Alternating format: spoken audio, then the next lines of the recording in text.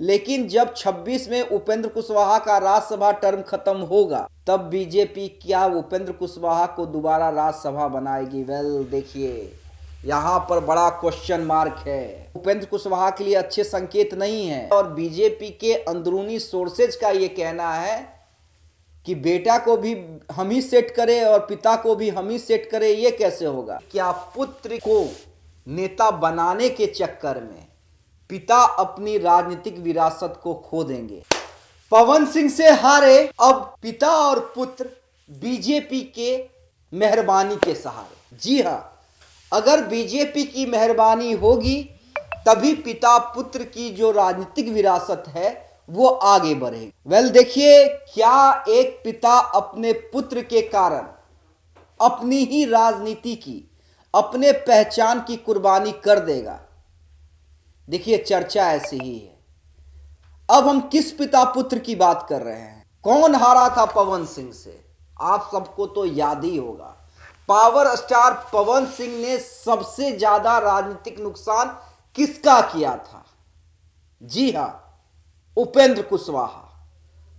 कुशवाहा समाज के बिहार में सबसे बड़े नेता कहे जाने वाले उपेंद्र कुशवाहा को काराकाट से हराकर उनकी राजनीति को पवन सिंह ने डगमगा दी। वो तो भला हो बीजेपी का कि उपेंद्र कुशवाहा को साथ में रखना था, क्योंकि आने वाले दिनों में विधानसभा का चुनाव था। ऐसे में विवेक ठाकुर की सीट जो खाली हुई थी, क्योंकि विवेक ठाकुर आप सभी को पता है पहले राज्यसभा सांसद थे, फिर नवादा से लोकसभा चुनाव लड़े और जीते, तो वो जो सीट खाली थी उससे बीजेपी ने उपेंद्र कुशवाहा को राज्यसभा भेज दिया।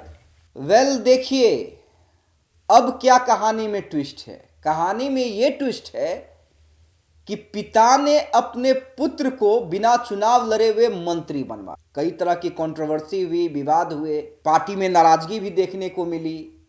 रामेश्वर महतो जैसे विधायक ने मोर्चा खोला इशारों ही इशारों में, लेकिन उपेंद्र कुशवाहा ने मंत्री बनवा दिया। और बीजेपी का प्रॉमिस ये था, क्योंकि आपको याद होगा कि चिराग पासवान जब महुआ सीट चाहते थे विधानसभा में, तो उपेंद्र कुशवाहा नाराज हो गए थे। वो वहां से अपने बेटे को चुनाव लड़वाना चाहते, लेकिन चिराग पासवान संजय सिंह के लिए नहीं माने। वो अड़ गए थे कि नहीं, यहां से तो हमारे संजय सिंह ही चुनाव लड़ेंगे। उपेंद्र कुशवाहा को बीजेपी ने एमएलसी का लॉलीपॉप दिया और उपेंद्र कुशवाहा भी मान गए, ठीक है भाई, चुनाव लड़ने से बढ़िया एमएलसी ही बना देंगे अपने बेटा। तो एमएलसी बनने से पहले मंत्री बना दिया। अब बीजेपी ने प्रॉमिस किया है तो निभाएगी बीजेपी, ये तो तय है, क्योंकि चर्चा है कि मंगल पांडे अब विधायक बन गए हैं और वो सीट खाली हो गई है। अब ऐसे में उपेंद्र कुशवाहा के बेटे दीपक प्रकाश बीजेपी कोटे से 2025 तक एमएलसी हो जाए, ये एकदम गारंटी मुहर, कोई इफ एंड बट नहीं है। लेकिन बीजेपी उपेंद्र कुशवाहा के बेटे को तो सेट कर देगी, लेकिन जब 26 में उपेंद्र कुशवाहा का राज्यसभा टर्म खत्म होगा तब बीजेपी क्या उपेंद्र कुशवाहा को दोबारा राज्यसभा बनाएगी? वेल देखिए, यहाँ पर बड़ा क्वेश्चन मार्क है। और राजनीतिक पंडित जो कह रहे हैं वो उपेंद्र कुशवाहा के लिए अच्छे संकेत नहीं है। लोगों का ये मानना है और बीजेपी के अंदरूनी सोर्सेज का ये कहना है कि बेटा को भी हम ही सेट करें और पिता को भी हम ही सेट करें। ये कैसे होगा?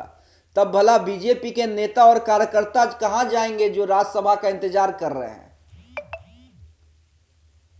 और उम्मीद यही की जा रही है कि बीजेपी दोबारा उपेंद्र कुशवाहा को राज्यसभा 26 में नहीं भेजे। और इसी कारण ये कहा जा रहा है कि क्या पुत्र को नेता बनाने के चक्कर में पिता अपनी राजनीतिक विरासत को खो देंगे। हालांकि देखिए, उपेंद्र कुशवाहा भी माहिर खिलाड़ी हैं। नीतीश कुमार के साथ उन्होंने राजनीति की है। नीतीश कुमार को अपना राजनीतिक गुरु कहते हैं, राजनीति में बड़ा भाई कहते हैं। ऐसे में देखिए उपेंद्र कुशवाहा क्या कुछ सेट कर पाते हैं अपने लिए।